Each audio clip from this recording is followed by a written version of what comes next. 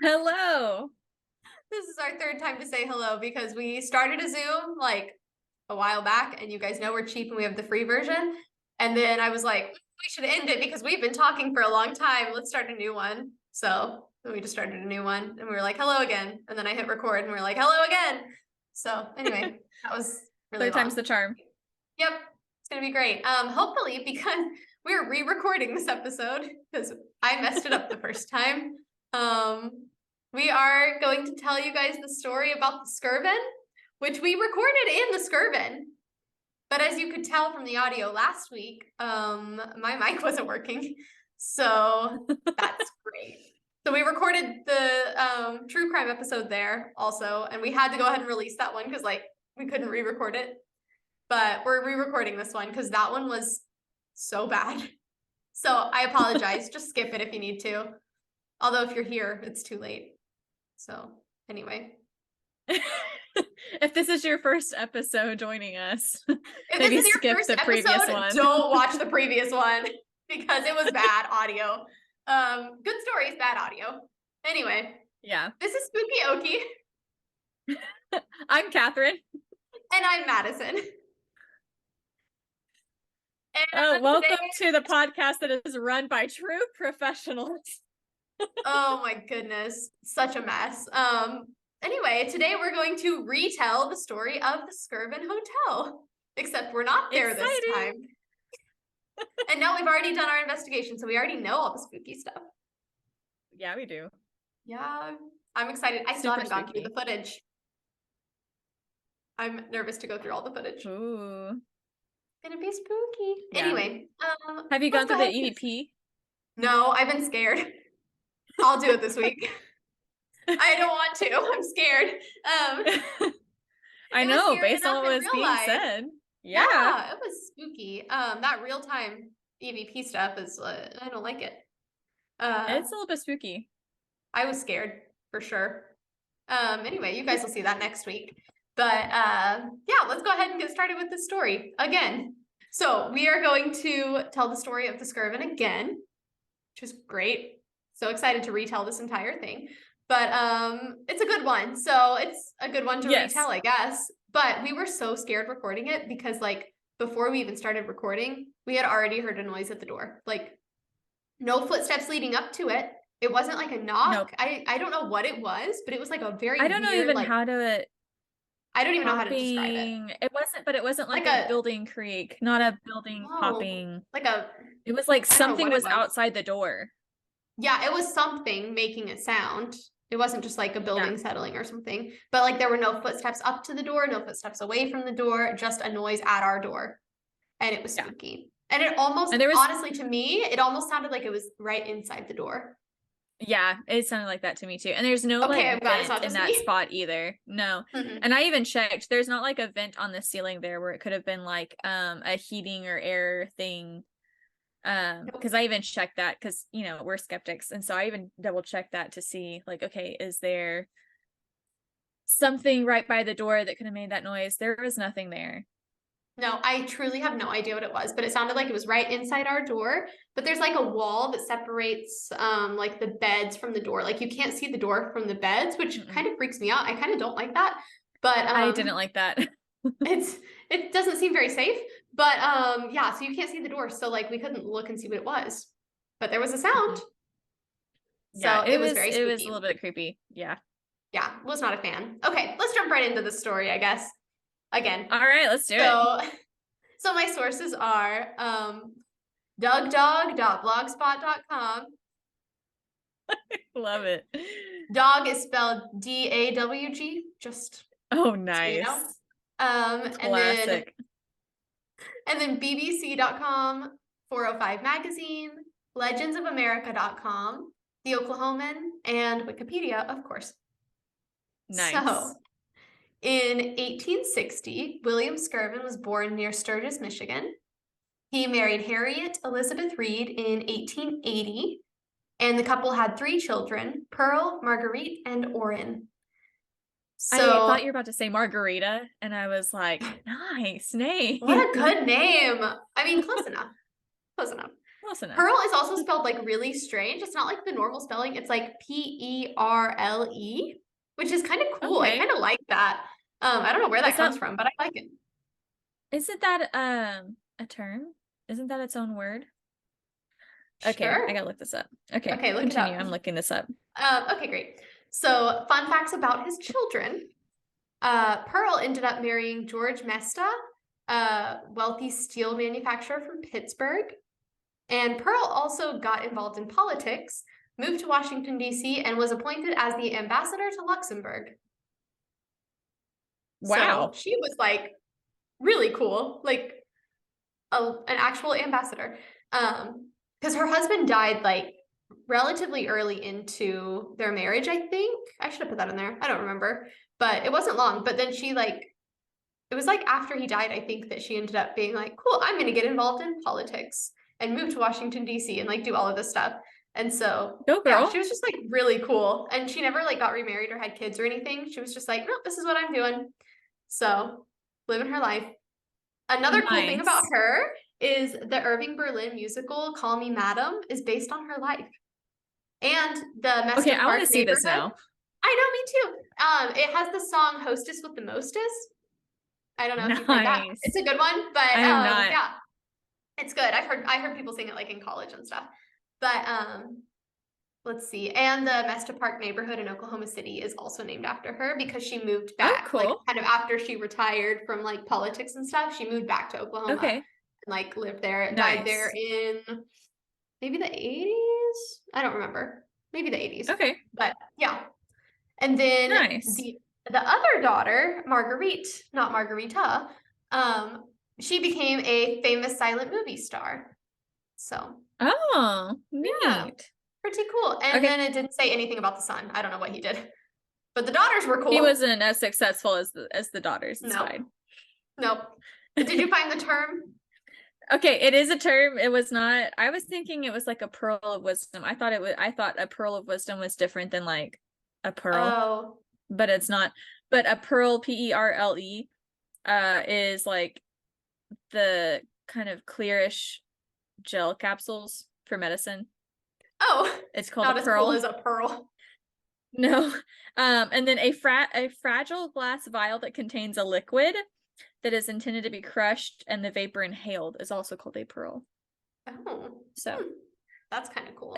Like nerdy tidbit, but I thought that was interesting. I like it. Okay, so that's a little like rundown on the family, I guess. And so the family left for Oklahoma Territory in 1889, where they took part in the land rush of 1889. So they were original like 89ers or whatever. And were they Sooners? I don't know. Sure. I have no idea. Did they cross that line early? They may have. Let's be real. No, I don't know. Don't sue me. Don't sue me. I don't know. They had the money to probably get away with it. Probably. Yeah. So they got property in Guthrie and then they sold it and the family moved to Galveston, Texas to take part in the real estate business there. Okay. So they got into real estate. Cool. They developed the town of Alta Loma, just west of Galveston. Okay. But then the Galveston hurricane of 1900 destroyed a ton of the area. So it was like that's not good. I think it was like the biggest natural disaster in the US, like ever, possibly. Like it was it was really crazy. Like there was some crazy statistic about it. Like it was really, really bad. It just like kind of leveled the whole place.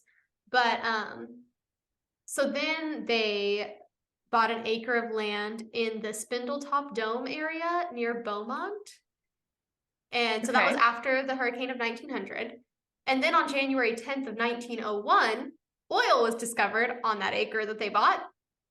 And like so lucky, right? Money. Why can't that happen to me? I know. I'm like, hey, can somebody find oil in my backyard? I'd be fine with that. It'd be great. I have 20 acres you can look all over. Like, there's got to be something. This is Oklahoma. My grandma's got tons of land. Can we find something on that? It would be nice. It would be so nice. So anyway, It said that this discovery of the oil there was one of the biggest oil discoveries ever in the US. Dang. So I guess it must have been part of like a on an acre area, of land. Yeah. right? It must have been part of a bigger area that like they found it like on all of it, but even just that 1 acre like set them up. Like they didn't have to worry anymore. They were good financially. That is insane. That is insane. I'm so jealous. Can you imagine? It's like winning the lottery, basically. It is. Gosh. So since the oil just like set them up financially, they moved to Oklahoma City in 1906. And then in 1908, Skirvin purchased the property that the hotel is currently on for $40,000. I don't know if that was $40,000 like back then, because I feel like that is a lot, or like $40,000 today, like in today's money. But I don't know. Yeah. He bought it. I guess he could have afforded it because he had all that oil money. So maybe it was $40,000 back then. But he initially planned to build an office building there. That was his plan. But then also in 1908, his wife died, leaving him with the 3 kids. So in 1909, wow, that's rough. I know. So in 1909, he was considering selling the property that he had just bought, where the hotel is currently. And he began negotiations with Ned Green, the son of financial genius Hetty Green, Hetty. I don't know. Oh, okay. Never heard of her, but apparently she was a financial genius. So then Ned, the son, told Skirvin of his mother's plans to build a hotel on the land. And so Skirvin decided to just keep the land and build the hotel himself. Oh, wow. Yeah. And like, so nice idea. I'm going to keep it for me. He's like, actually, never mind. I'm not going to sell this. But it's reported that he like went home that night and told his daughter Pearl, quote, "That Hetty Green is no dumbbell. If she thinks that's a good site for a hotel, then it probably is." Dang. But then I bet she was so mad at her son for like, you messed up this sale. Dude, you spilled the beans. Like, are you kidding me? Keep your mouth shut. Like, sign the papers first, sign the contracts first, and then be like, this is what we're doing with the land. But no, he was just like, this is what we're gonna do. So dumb. Gosh. I know. I bet she was so mad at him. Hey, I did the time money converter. Oh yeah, what was it? If they bought it in for 40,000, this only goes to 1913, the one that I'm on. But if $40,000 in 1913 would be $1,215,515.15. Cool. Wow.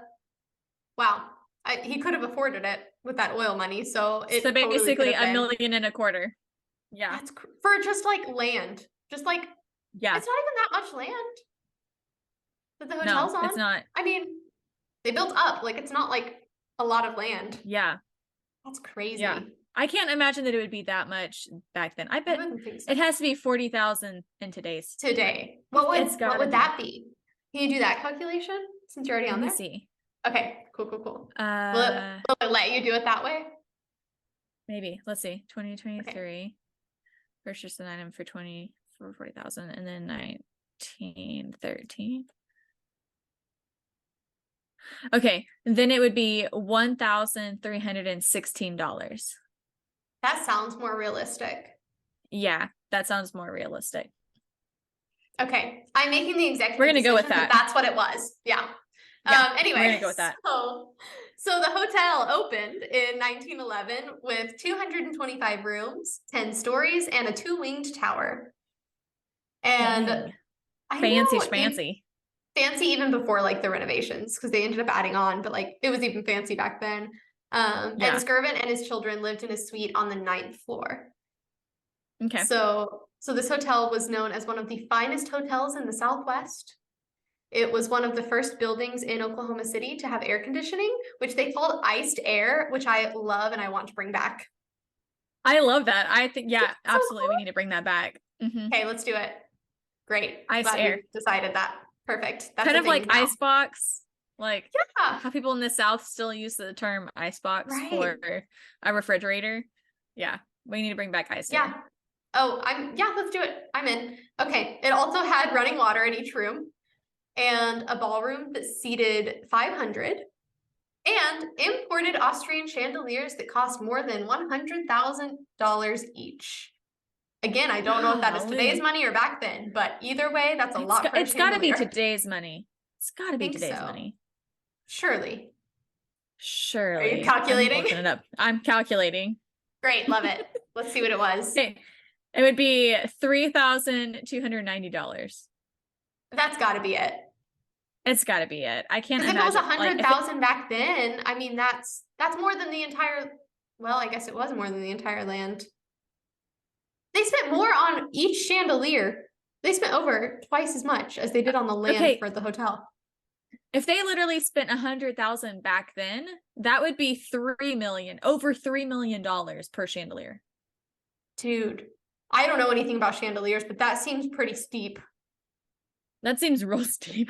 If chandeliers cost that much, I need to get into chandelier making. Picked That's the wrong crazy. profession. Well, I already knew that, but same.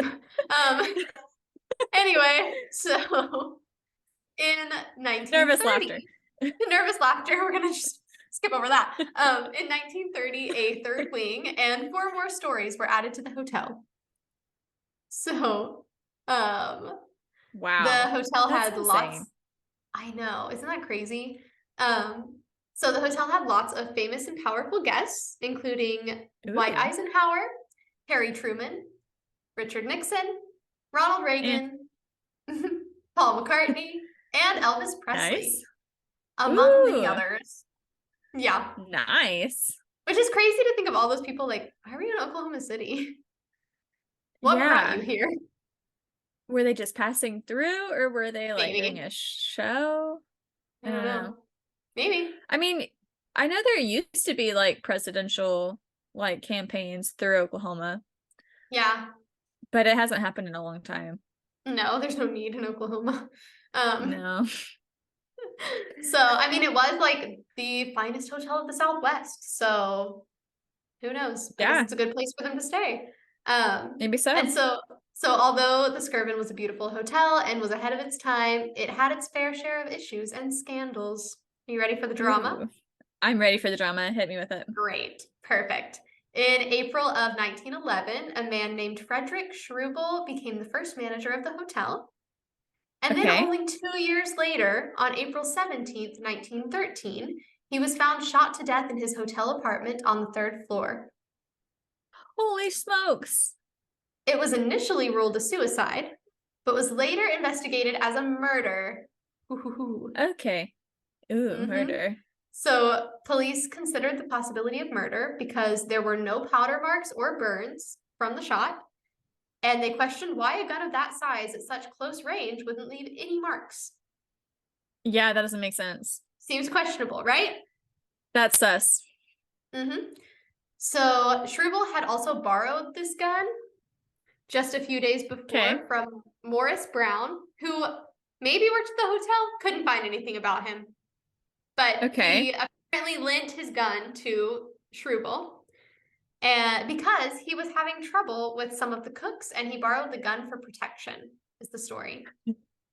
That's some scary cooks you got if you got to get a gun. That's a lot of trouble. Like, yikes. Yeah. So it was eventually just ruled a suicide. That's too much heat in the kitchen. Good one. Thank you. But anyway, it was ruled a suicide, so like nothing came of it, but still seems a little questionable to me. That seems questionable. Yeah. Right? I feel like, I mean, maybe they just wanted to like get it closed because it's such a nice hotel and they didn't want, the name and the reputation ruined for having a murder. Probably. But still very strange. Very strange. It also had its own little dark side during the height of Prohibition. It's reported, I'm liking this. I know. Anything with Prohibition, I'm like, I'm there. I'm ready. I'm there. Yes. It's reported that the 10th floor, quote, embraced vice-related demands. Ooh, whatever that means. Open to interpretation, apparently. Although we stayed on the 10th floor, so that was fun. That was there wasn't anything. There's no speakeasy. I'll just say that. It was such a such a disappointment. I know. Wouldn't that be, they should put like a speakeasy on the 10th floor to like yeah, throw back to those times. I would that go. would be so fun. You know how cool that would be? Oh or my like gosh. even if it's not on the 10th floor, like somewhere in the building, because like yes, like have an old hidden style bar that oh my gosh, that'd be like so down in the fun. basement, or like some like secret entrance that you have to like go through, like a, you know, like yes, bookshelf in the wall that opens, like whatever. Like that would be so cool. You know how much that would add to their Skirvin, tourism? are you listening? I would go there for sure. We are your planning committee. We've got some tips for you right here. Yeah, Skirvin, are you listening? Do you hear me? You hear these ideas? They're brilliant. Hire me. Anyway, also support us. Also pay for ads for us. Yeah, Skirvin, do you want to advertise with us? you want to be a sponsor for the podcast? Hey, we got like 20-something listeners. That's true. Thank you, 20 listeners. Maybe someday we'll get a lot of listeners and they'll be like, dude, they only had 20. Yikes. Yeah. Anyway, so fingers crossed. So it said that a rigged roulette table was found there, which I'm like, ooh, what exactly? Snap. Like, what was going on? I don't know. And that there were multiple gunfights there, and it was also a very popular speakeasy. Hello, Skirvin. Love it. Bring it back. Bring it back. So perhaps the most famous story from the hotel is the story of a Prohibition-era maid named Effie. It said that Skirvin had an affair with her, and she became pregnant with his child. Scandalous. Yeah. And he locked her in a room on the top floor of the hotel, which is now the 10th floor. Rude. In probably the room we stayed in. Most likely. In order to prevent a scandal, he locked her up there. And after she had the baby, she was still not allowed to leave the room. And so, being desperate, she jumped out of the window with her baby. That's horrible. Which is like so spooky given what we heard while we were there. Wait till next week, guys. Wait till next week. We got some spooky stuff. It was wild, like knowing the story and then hearing those words happening in real time, because we got a cool app in real time. It's like a spirit box sort of app. It was terrifying. It was like too accurate to the situation, and I was scared. Yeah. And then we had to sleep spooky. There. It was very spooky. Yep. So speaking of spooky, let's move on to the spooky stuff. Yes, please. Ooh, okay. So, the Skirvin has gained notoriety in recent years for being a hotel that NBA teams are scared of. Which is so funny to me. Which I mean, they're sissies, but yeah, basically. If you've watched them play, you know. I haven't. I have to admit, I don't watch any sports. So, but yeah, apparently they are. So, Lakers forward Meta World Peace claimed to have been assaulted by a ghost while staying at the Skirvin. He said, just prepare yourself for this quote. Here we go. Quote, "The ghosts were all over me. I just accepted it. They touched me all over the place. I'm taking one of the ghosts to court for touching me in the wrong places." End quote. Oh my gosh. I guess we shouldn't be laughing if there was a literal assault, but like, dude, it's just really like I don't. It's too ridiculous. Yeah. Yeah. I don't know. Anyway, it just seems a little strange to me. But yeah. New York Knicks player Ed Curry also experienced the ghosts and ended up staying in teammate Nate Robinson's room for protection. Hey man, can I stay in your room? There's a ghost in mine. Can you imagine that conversation? Like, dude, I he's like, bro, what? Like, dude, my room is haunted. My room is haunted. The ghosts, they touched me. Can you dude, imagine? What you been smoking? Give me some. So then Kyrie Irving is planning to star in a movie about the Skirvin's hauntings. Hey. I don't know who that is, but I'm assuming a basketball player. Yeah, I'm assuming. I don't know who that is. Cool. If you guys know basketball players, people are shouting at us. Yeah. They're like, you people idiots, are shouting stop at talking. us from they're like, what's it to do with baseball? Basketball. So when asked about the NBA players' tales of the haunting, an artist in residence at the hotel, Petra, Germany, said, quote, "I don't think it's haunted. I think NBA players are just a bunch of sissies." Amen. Amen. I think that's so funny. So other people have I mean, also I think it's spooky. Yeah, but I definitely think they're sissies. Yeah, I mean, we stayed in the room and we had just gone ghost hunting. Like, yeah, we had just talked to the ghosts and we were like, okay, good night. Okay, good night. We're gonna sleep here. Yeah. So, but other people have also reported spooky things happening. So people have reported seeing the words "help me" appear on the bathroom mirror, which was like one of my biggest fears staying there. When I took a shower, I was terrified I was going to get out and see the words "help me" on the mirror. Okay, I was so scared. I really thought about like if I could have done it without you like knowing, like going in there and drawing it, but I was like, nah, I'm not going to be sneaky enough. I would have died. I would have died. I feel like maybe I would have recognized your handwriting though, but I don't know. Ooh.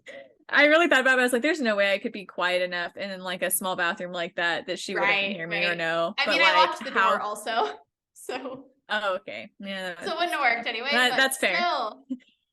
You're like, okay, note to self, always lock the door. Apparently, yeah. Oh my goodness. Okay. I would have been so scared. I would have left if that had happened. If it had said help me. I'm gonna have to like look up. Is there a way to like make it look like somebody drew in the shower? Like I actually think there's something you can do on the mirrors beforehand to where this too. Won't show up. I don't know what it is. I think so, there, but you can put something on there that like something won't show up, but then it'll like when the steam won't collect there. Yeah. Yeah. Okay, we can't do that to each other because then we'll be reporting incorrect information. That would be a really good prank, though. So if anybody needs April Fool's ideas. I'll tell you if I do it as a prank. I won't let us report incorrect information. Okay, good. Please don't do it because I'll still be scared. So anyway, other things include flickering lights, slamming closet doors, which is scary because those closet doors are hard to open and close. Like they're hard. They're stiff doors. Like we really had to shove them to get them closed, and you have to like barely pull them hard to yank them open. So like if those things are slamming around, like that's some powerful energy. Yeah, that's scary. So some other things are creaking doors, the sound of a baby crying. Which also like maybe there's just a baby in the hotel. Like babies can be there too. Yeah, that's fair. Like yeah. But items moving by themselves. This one's wild. That's scary. This one's wild. A maid cart being pushed down the hall while no one was there. Okay, that gave me chills the last time you told that, and it gave me chills again just now. It's so spooky. That is so creepy. Because it's just like, what's the explanation to that? You know, like nobody's there pushing it, and it's moving down the hall. I don't like it. I don't like it. I don't like it at all. Nope. Also, people will hear the sound of a woman screaming, and they'll see a woman appearing in the 10th floor window and running at the window as though she's going to jump. I don't like that. I don't like that. I don't like that. Nope. And it's probably the window for the room that we were in. Most likely. Yeah, probably. Yeah. So it's also reported that there's a woman in a red dress wandering the halls of the hotel, which also is spooky. Super spooky. Because of what we got. I'll let you guys find out. You'll find out next week. It was very spooky. We're running out of time. We have 10 minutes. Okay, that's fine. I'm almost done. So it seems that men have more encounters than women typically. Which I know, didn't they tell you differently? Like when we were there? Yeah, they told me that women have more. Isn't that encounters. Strange? Who knows? So, okay, I don't really agree with the statement that I'm going to read, but I'm going to include it because it was in one of the articles. Okay. So it's reported that Effie was a woman of loose morals, whatever that means. Oh. Yeah. And so men who are staying alone in the hotel often report being propositioned by a woman's voice in their hotel room. Like they've never done it to a woman. Right. I'm sorry. Like, and I'm there's just okay, it's not whatever. It's not loose morals when they do it, but it's a no, woman, it's so not. it is. Yeah. Yeah. Anyway, I'm just gonna not start that conversation. So they also report seeing the figure of a naked woman with them while taking a shower and being inappropriately touched by a ghost. They wish. Yeah, I think that's what you said last time too. I think it is too. I'm pretty sure. So I will. But it was like genuine both times. Yeah, it's just like, dude. Like they stop. wish. They wish. So annoying. Anyway, that's why I was like, I don't agree with this, but I guess I'll read it because they said it. If they were more of a gentleman, then they might actually have a naked lady with them in the shower. You said it, not me. They would stop calling women people of loose morals. Right? I hate that. I'm like, who wrote that? I don't know who wrote that, but somebody wrote that and I don't like it. So no. Anyway, I will say that there is no evidence of a woman named Effie existing or really any elements of that story taking place. Like, I understand that he was really rich and powerful, so maybe like could have kind of covered it up, but like I feel like a woman with a baby jumping out of the 10th story window in the middle of Oklahoma City, somebody would have reported it and nobody did. Or at least like, I don't know. It just seems questionable. Like, I know he had money, so maybe he could pay off everybody, but like, I feel like it would have gotten out somehow. There would have been people around. Like, maybe, I don't know. But maybe because it was time before the internet. Like maybe he was able to keep it out of papers, and there wasn't enough other documents that survived to. Right. That's true. To keep the story going on. Who knows? But I felt like I should throw that in there, that like there's no evidence of any of that happening or any elements of that story happening or her existing. That's fair. But who knows? I mean, it's a very like well-known story at this point, so maybe there is some truth to it. Like, it wasn't in the papers, but maybe there's some truth to it. Who knows? Anyway, that is the story of the Skirvin. Nice. That was so spooky. Again, it was spooky even the second time. Yeah. Honestly, seriously, like I legitimately got chills the second time hearing that maid cart thing. I legitimately got chills. Oh, I would have been terrified if we'd seen that. Oh my gosh, I wouldn't have stayed there that night. I'm just gonna be honest. I would have been gone. Like, I'm going back to my house. You can stay here if you want. I'm going back to my house. I'd have been out of there so fast. It was the equivalent of the for the Stone Lion Inn, the sound of a wooden ball going across the wooden floor. That one was so creepy. Ooh. It gives me chills every time I think about it. Like, it's such a specific That's the maid cart for me. Yeah, that's the maid cart for me. That just, because those things are heavy. That's what I was those thinking. Things are heavy. Yeah. And they're on carpeted floors, so they don't roll easy. Right. Yeah. Like something has to be pushing it. Yeah. Spooky. Yeah, so anyway, really spooky. I'm glad it was still kind of spooky the second time, because honestly, some of it I didn't remember, and I was like, oh yeah, that was crazy. Yeah, no, super spooky. Well, good. All right. Hope you guys enjoyed as well. Yeah. Sorry we had to re-record this a second time, and that last week's episode was so bad audio-wise. We're blaming the ghosts. It was fully my fault, but we're blaming the ghosts. The ghost turned off the mic. That's what it was. It wasn't me. It wasn't that I forgot to adjust things in the settings. I didn't select the right mic thing. It must have been the ghost. At least you didn't. It couldn't have been me. Hey, at least you didn't break the mic. True. Nobody sat on the mic and broke it. It's fine. Yeah, nobody sat on anything this time. So we're so bad with audio equipment. My goodness. One of these days we'll get it figured out, guys. Maybe. I thought we had it figured out by now, and then I went and messed it all up last weekend or whatever. So annoying. It's okay. So anyway. Oh well. Thank you guys for joining us.